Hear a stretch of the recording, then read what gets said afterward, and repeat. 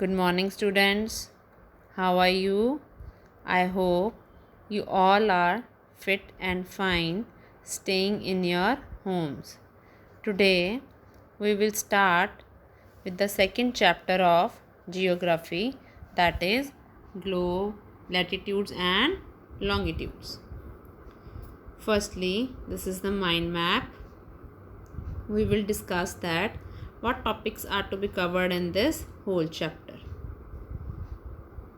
First is the meaning of globe and its importance. Then important terms: axis, equator, northern hemisphere and southern hemisphere. And moving on, we will discuss the meaning of latitudes and important parallel of latitudes. The next, heat zones of the earth, longitudes and its importance. Then we will learn about the longitude and the standard time.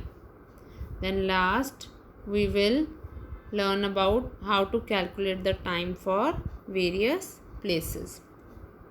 So all these topics will be covered one by one in this chapter.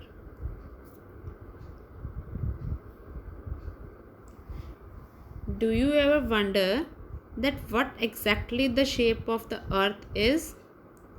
Long ago, people thought that earth is sphere. But let me tell you something interesting. That here is the picture that when you need dough for chapatis or puris, the balls look like round, but it is not exactly sphere. There are always up and downs in the round shape. So, similarly with the earth, it is not round. So, the term is given as geoid. Geoid is irregular sphere. It has up and downs in the shape. So, after many studies conducted, the earth is known as geoid, not a spherical shape. As earth is slightly tilted from poles and bulges from sides, just like a orange. So the shape of the earth is not a sphere, it is a geoid. Now moving on. Today we will study about the globes. Can you see the whole world at one time? No, unless you are looking it from space. So, how do we study about the earth? We will make some small models of the earth that help us to study it as whole. So, today we will learn about the globe. What is globe? I think you all know about the globe. You have seen the globe. It is a true model of the earth, showing the correct shape and location of the continents, oceans and seas on a small scale. So, globe shows us all continents, ocean, seas on a small scale. Moving on to the different types and sizes of globes. First picture is big ones that we see in our libraries. They are the big ones globes. They are not carried easily. They are not portable. Next is small pocket globes. They are carried easily. They are small in size. Then next is inflatable globes. Inflatable means anything which is filled with air, like a balloon. Like a balloon, you fill air in it and the globe is ready.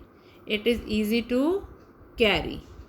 So these pics are about the inflatable globes. Now the importance of globe. Globes are the crucial learning tools. They help us in learning in a better way. It helps children to understand where they live, where other places in the world are located, and the unique shape of the earth. As you see in the globe, you will come to know about the continents, oceans, and many more things. It also promotes visual accuracy, as it is only accurate way to study the whole earth. Lastly, we can see the entire world at one time. So these are the basics of the globe.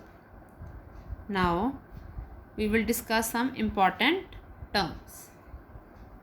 Firstly, you see this picture.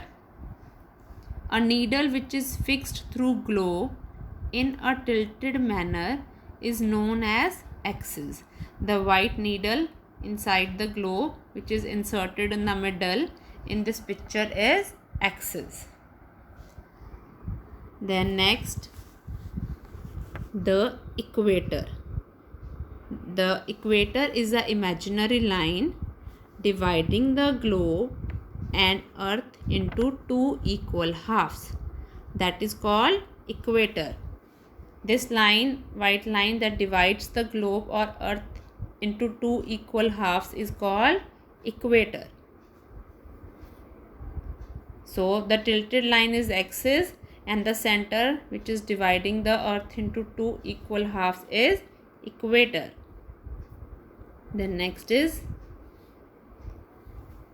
the portion which is above the equator is northern half of the earth.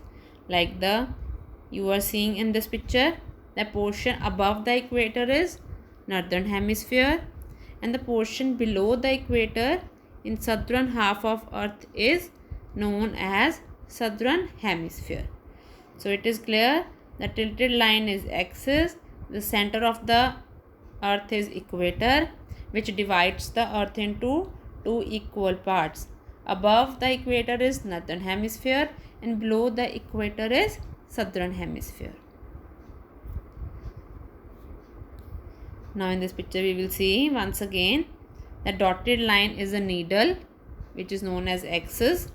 Then above the top of the axis it is north pole and the below the axis it is south pole. The points on end of it is known as north pole and south pole, and it can be moved around the needle from west to east like earth moves.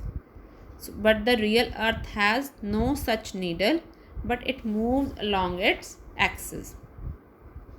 So it is clear to you. In this picture the orange line, tilted line is axis, above is the north pole, below is the south pole, and the center line is equator, and the portion above the equator is northern hemisphere, portion below the equator is southern hemisphere. I think this is clear to you. So please all the students revise these terms carefully. Listen to this video very carefully, as these terms are the basic concepts of this chapter. Till then, stay home, stay safe. Thank you.